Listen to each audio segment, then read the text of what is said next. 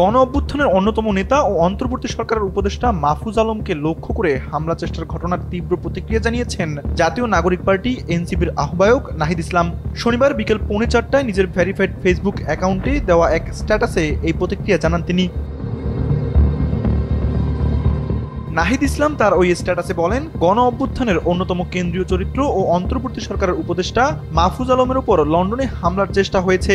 এর আগে আমেরিকায় হামলা ও অপদস্থ করার চেষ্টা করা হয়েছে। বারবার মাহফুজ আলমের উপর আওয়ামী ফ্যাসিস্টদের হামলা, কারণ মাহফুজ আলমই টার্গেট। পরবর্তী ধাপে আমরা প্রত্যেকেই টার্গেট হব।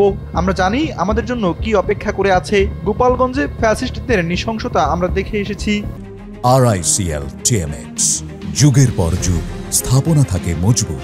তিনি বলেন, মাহফুজ আলমের উপর হামলার মৌন সম্মতি যারা তৈরি করেছে তারাও ভুগবে। ফ্যাসিবাদ বিভাজনের রাজনীতি করে। মাহফুজ আলম গণ অভ্যুত্থানের পরে অন্তর্ভুক্তি এবং দায় ও দরদের রাজনীতির কথা বলছে, কিন্তু বাংলাদেশ সেই পথে হাঁটেনি।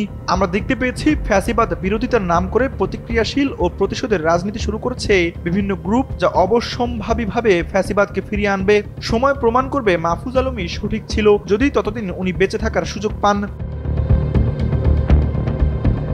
সবশেষ নাহিদ ইসলাম তার ওই স্ট্যাটাসে বলেন, মাহফুজ আলমের উপর হামলার ঘটনায় কোনোবারই অন্তর্বর্তী সরকার কোনো স্ট্রং পদক্ষেপ নেয়নি, কোনো সতর্ক বার্তা দেয়নি, কোনো উপদেষ্টা বা প্রেস সচিব একটি মন্তব্য করেননি। সরকার ও উপদেষ্টা পরিষদের ভিতরেও মাহফুজ আলমকে অপদস্থ ও হত্যার মৌন সম্মতি তৈরি করা হয়েছে।